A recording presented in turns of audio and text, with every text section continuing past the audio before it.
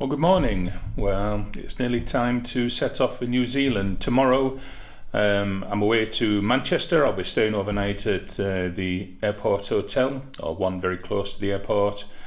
And then on Tuesday is departure for New Zealand. So it's going to be hopefully a great 5 weeks at least. You never know, I might stay longer.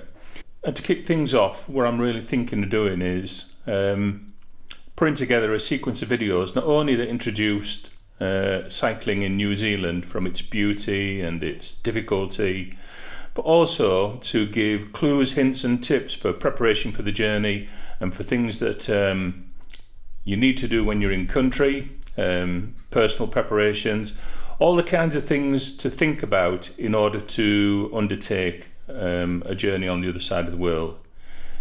It's not a massive tour cycle route. It's quite a well-used one by a lot of cyclists, but I as yet don't know what I'm going to find over there. But the idea is, through these videos, I can actually tell you everything I did to prepare for it, what it was like, and somewhere along the line, you might actually one day decide to do the same thing yourself. Because sometimes it's the idea of doing something and the thought that it's quite daunting that actually stops people from doing something. So hopefully these videos will just help you understand it's kind of not as bad as you think it might be with a little bit of preparation. Anyway, here we go. Hope you enjoy. Right, a quick tour of the bike, almost ready for the off. This is just a making sure everything fits moment before I disassemble and pack it away into the cardboard box ready for flight. So on the front of the bike, so in the top bag here is the cold weather gear, because I'm going to be up over 3,500 foot in the mountains on the Molesworth. So basically in there's fleece jacket, waterproof jacket, a fleece and a merino wool jumper fills that. Underneath it, this is the one-person tent. So now on the front here, and I'm actually going to get another bag that's going to go down in this space here for the electronics and bits, but basically these are just the classed as food bags, odds and sods really. So they'll maybe have a power pack in it, maybe something to grab and eat as I go. 3 water bottles on, but I'm going to be carrying a 4th because one thing I'll need to have in places is plenty of water. Now on the back here, so I've just strapped on a pair of sandals, again just in a bag on the top. This pannier here is basically going to carry just all my personal items. So it's shorts, t-shirts, socks, wash gear, towel. You know, everything in there is me. Well, everything on this side of the bike is me. In this tail pack, to go with the camping at the front is, so there's a sleeping bag, there's a good quality sleeping mat because comfort matters to me, and a pillow. I've got my tilly out, I'll probably take that with me as well, just in case. There'll be places where I'll be riding in the sun and I want something a bit more comfortable than a cycling helmet. Now in here, it's quite empty still at the moment, but I want to make sure. So down inside, there's like emergency bike bits as needed. There's also a alcohol stove and pans and bits and pieces with which to eat. And the rest of the space is in case I need to kind of load up with, odds and ends for scoffs and stuff. The one thing I'm cautious of is not overloading a bike before I set off. There will also be on this side here again, there'll be some more storage on this front rail here, and also another small container that also carries some bike spares and bits. So it looks after if I have a chain problem or if I derail a problem, just to make sure that if I'm stuck anywhere I can get moving. And that's kind of it. One bike virtually fully loaded. When I do get it fully loaded, I'll weigh it so we can see how much I'm going to be pedaling along with. But in 1 week's time, that's it, I'm away. Excuse the garage mess, but here's my bike disassembled, almost ready for packing. So the handlebars are off, the levers for the gears and brakes are tucked away in the handlebar bag. along with the seat and a few other bottle cages. The front rack is left on. I've got a piece of trunking acting as a brake-in, and I'll use a quick release lever just to protect the forks on transport. I'll be putting the chain wheel and cranks back on, but at that the pedals will then go in the bag here. The derailleur I'm going to dismount and just leave it dangling so there's no risk of any damage to it in transport, and leave the back rack on. And that's it. That's the bike ready for packing, and nearly time to go to New Zealand.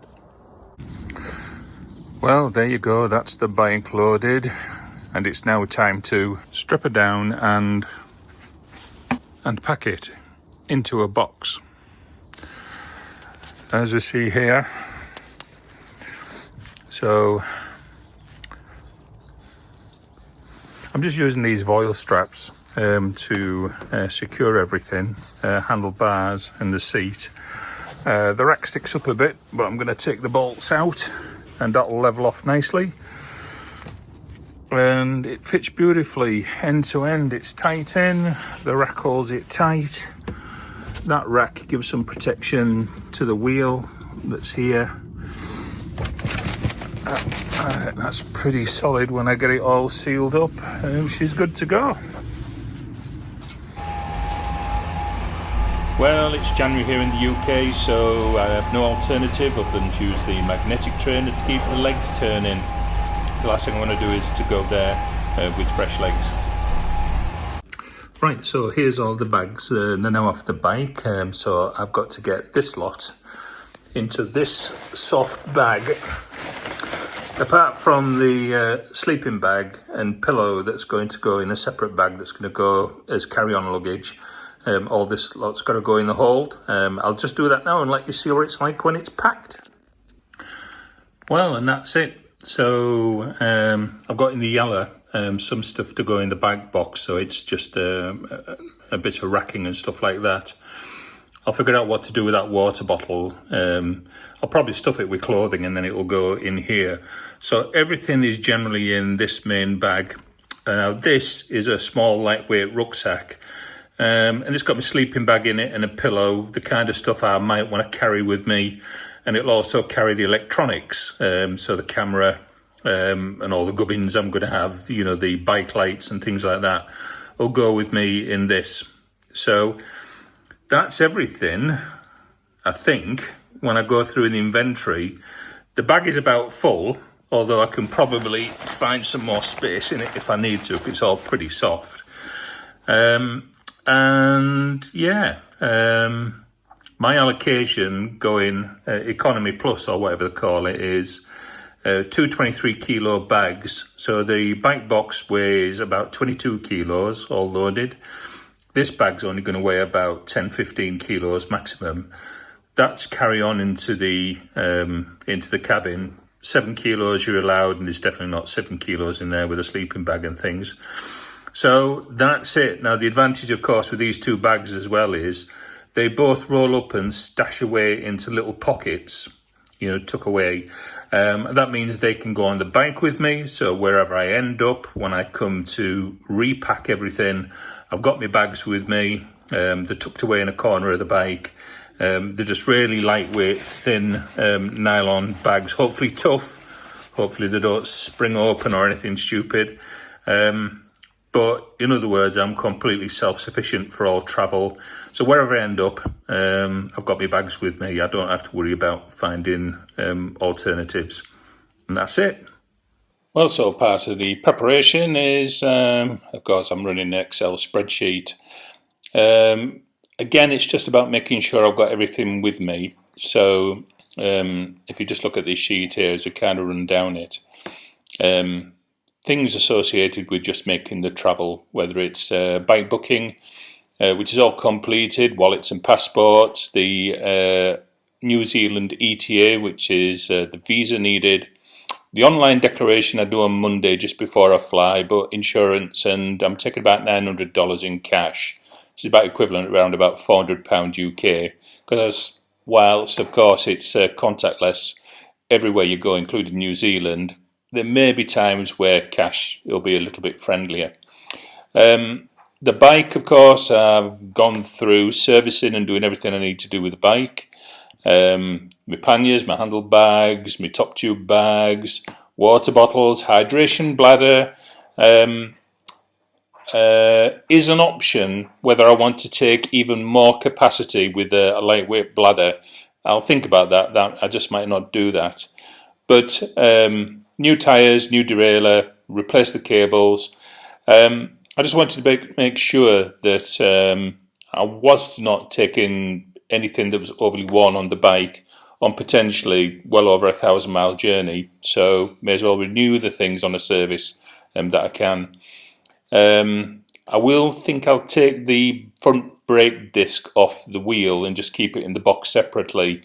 The last thing I want is a bent brake disc if I've got no idea how careful the bike box will be handled.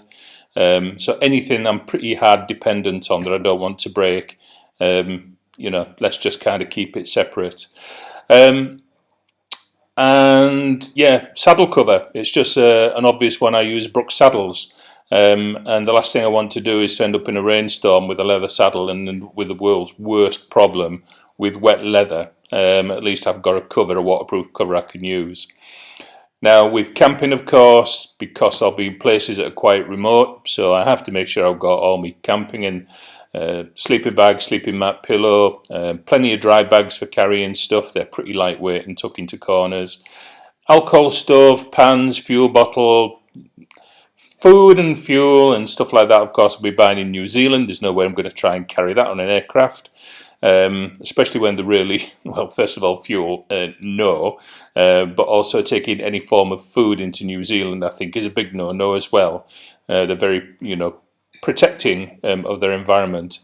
And little things, headlights, paracord, you've got to just think is if I'm washing clothing, however I might end up doing that, a paracord makes a fantastic little washing line, so that's all good. Clothing wise, helmets and tilly hats, cycling gloves. I'm only really taking 3 t-shirts and 2 pair of shorts, plus my normal day wear, a short and pair of lightweight trousers and stuff like that. But I also need to make sure that I'm carrying stuff for foul weather if I come down to this, because I'm going to be up over 3,000 foot in places and the weather can be like the UK. It can be great, but you can have some pretty rough days as well to be stuck out. When it's wet, it's cold. I don't care what time of year it is. So puffer jacket along with a windproof jacket, a Carrymore fleece, the waterproof socks. Nah, I'll just get wet feet. I don't mind. Skin's waterproof. Just don't need to carry too much. In fact, the waterproof jacket is more for keeping the wind off and keeping the chill off. Because I'm a fat bloke, when I ride I'm sweaty anyway, so I'm damp anyway. So the waterproof jacket just stops me from getting chilled down. Of course, my personal washing, towel, cloth, toothbrush, toothpaste, shower gel, stuff like that. I'll get that in country. Now for health, I want to make sure if I have any accidents, I've got just a tiny little kit, alcohol wipes, some plasters, ibuprofen tablets. Useful because not only are they a painkiller, they're also an anti-inflammatory. And a 63-year-old fat man with joints that might start to complain, that's probably going to be a good thing to have with me. Things like mozzie repellent, of course, I'll get in New Zealand. I don't know if it's a problem with mozzies down there. I think the problem is more to do with sandflies. The buggers take big bites out of you, but we'll see. But 2 important things, because I've got no idea about the availability of water everywhere on the route, because there'll be some really remote sections. So I've got a water purifier. I've also got a filter bottle, so I can filter the detritus out of any, for example, river water, although it looks pretty damn clean in that country, just lack of industry and farming.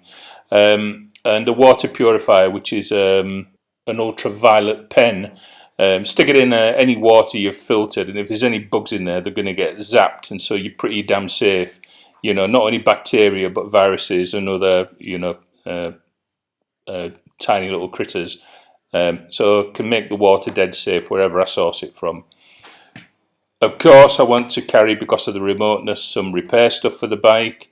So very basic spanners, pliers, split link tools, tie levers, things for fixing wheels and drivetrain effectively is in here. Included, and like I said, the drivetrain, so if I have a problem with my chain I can actually do something with it, and including the derailleur. I can do the basic stuff. I'm just hoping there's no problems. There's bike shops there, but there's times when you're remote, and unless I fancy doing a 20-mile hike pushing a bike, I'd like to try to get the thing running again.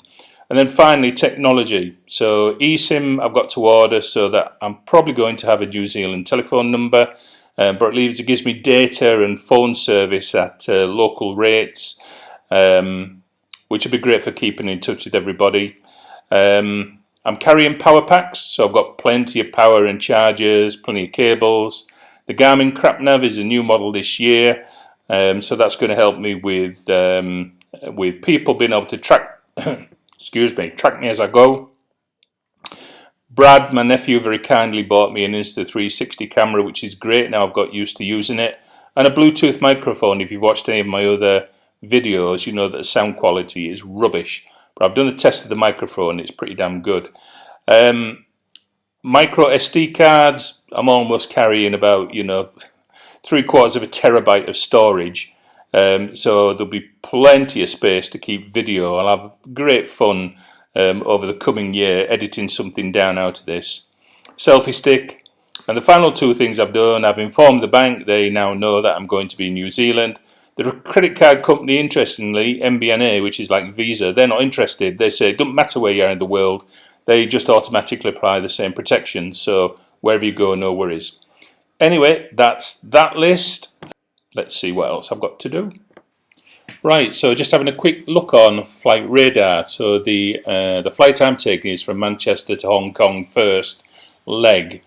And I thought I'd just quickly show the routing of it. So this was today's flight, shown in the blue line. So, we're out eastward. We're clearing off down over Austria and Germany, through Hungary, if I zoom out a little bit.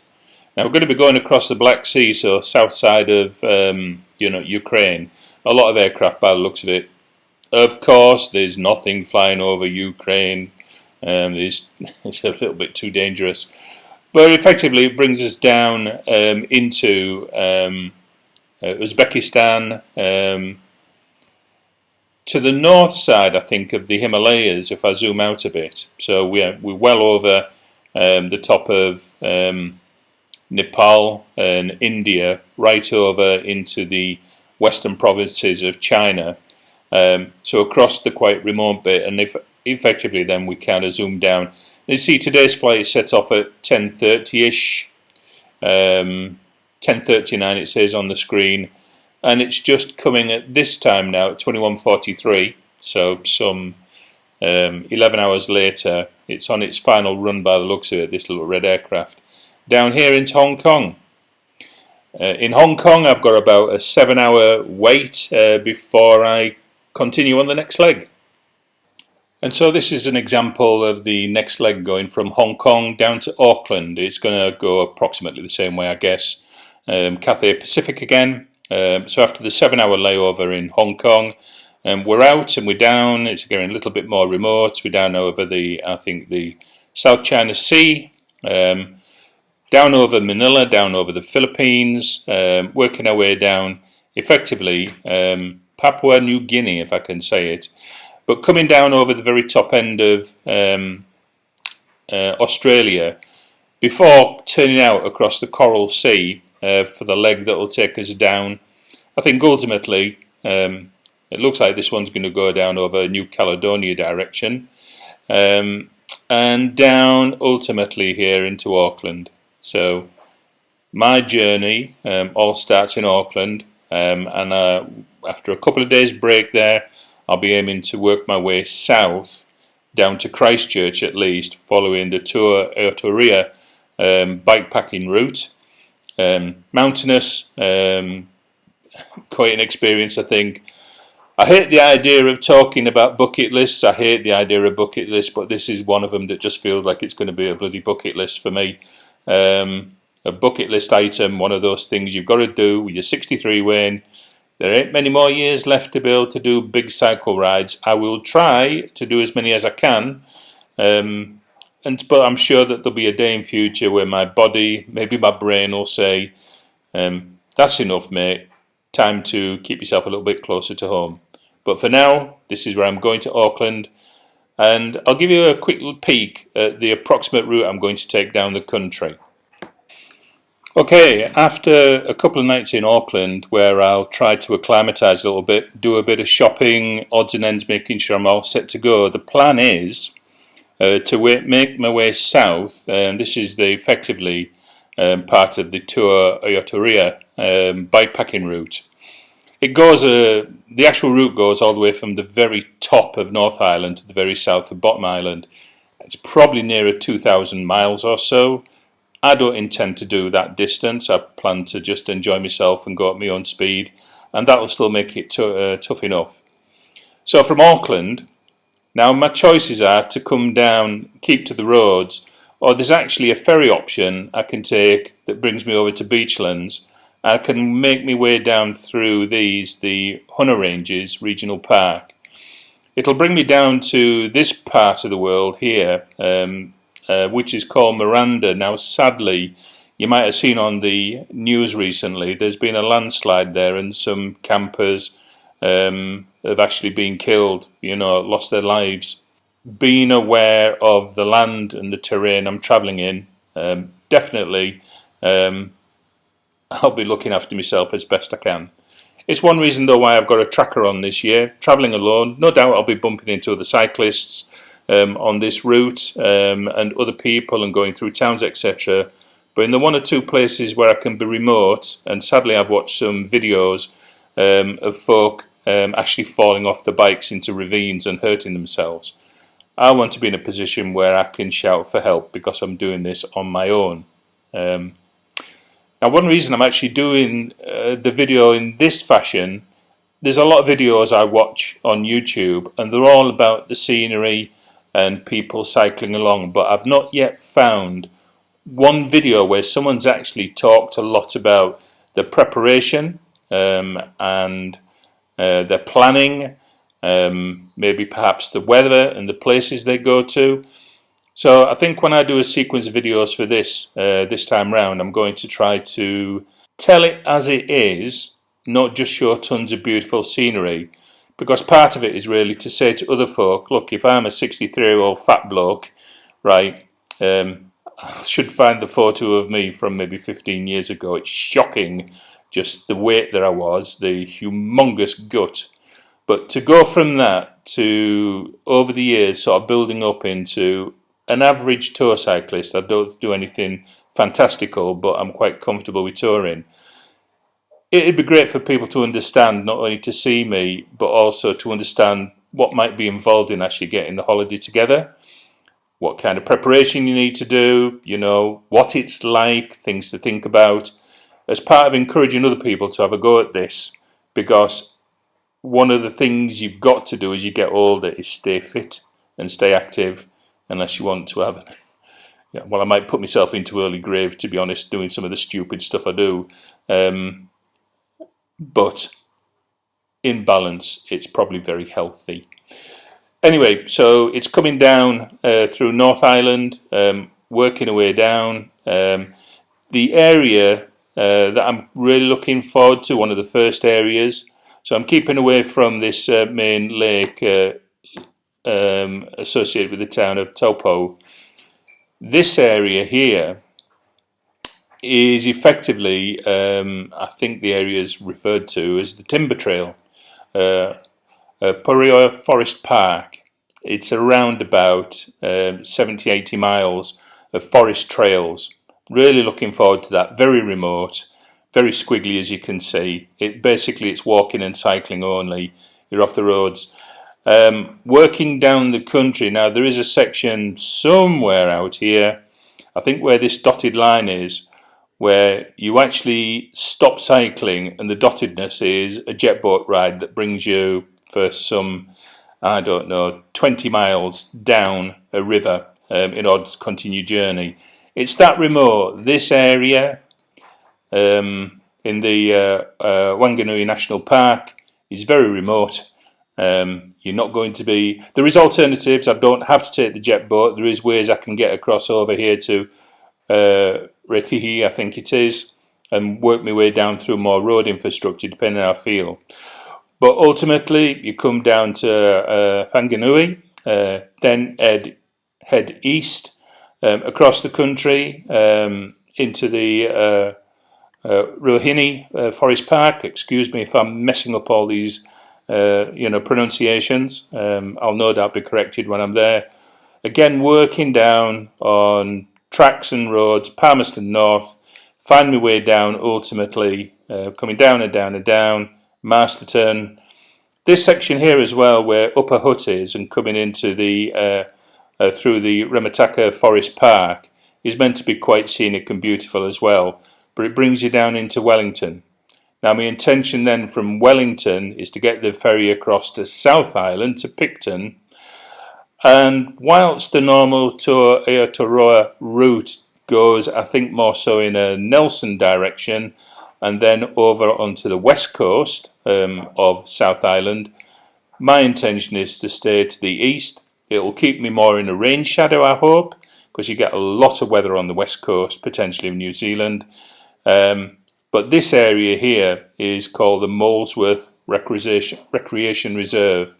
It's the country's largest sheep farm. It's massive but extremely remote, and maybe 100 miles, 120 miles of nothingness.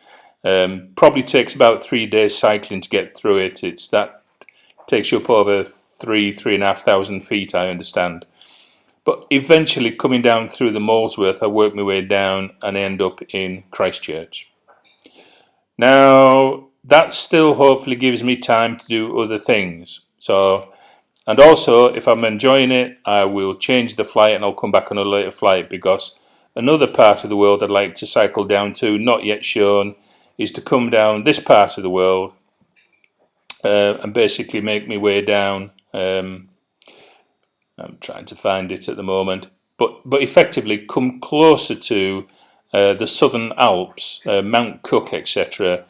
But then effectively from the very centre of South Island, coming where I'm kind of indicating, I've not got it planned yet, but I will. There's more beautiful cycle rides that bring you down into this part of the world. From where, again, I can get a flight all the way back to Auckland for the return journey home. Anyway, in a nutshell and a bit of wobbling, that's my intention over the next 5 weeks. If I'm enjoying it, I'll extend the flight and I'll stay longer. It's only about £150 to make a change onto another flight, plus any fare difference. If I'm having troubles, I'll come home earlier. I think the thing you've got to do is listen to your body, watch how things are going, and then just deal with it accordingly. The great thing about being retired is I can be as flexible as I want to be. So if it's going good, I may stay. If I've had enough, I'll come home. If it's been a problem, I'll come home early. I'll just be honest with myself. But it's like I say, it's a bucket list item, and I'm really, really looking forward to this one. I've been to New Zealand twice. It's a beautiful country. I've motorcycled there on both occasions. The people are fantastic. I remember my last visit 13 years ago. I watched some people cycling and I thought I should have a go at that. And there you go. 13 years later, I'm going and I'm going to do it. Anyway, that's enough of me wobbling for now. This is a long video. It's all about the prep. So I hope you got your way through it. I hope it helps you understand where I'm going and what I'm doing and all the organisation that's been needed for it. The next sequence of videos I'll probably send will be me in New Zealand or me travelling to New Zealand, and I'll be putting it all in my blog.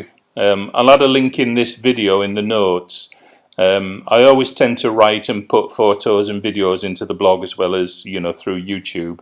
But if you want to follow me, read the blog, copy the link, and enjoy the journey with me. Ciao for now. Bye.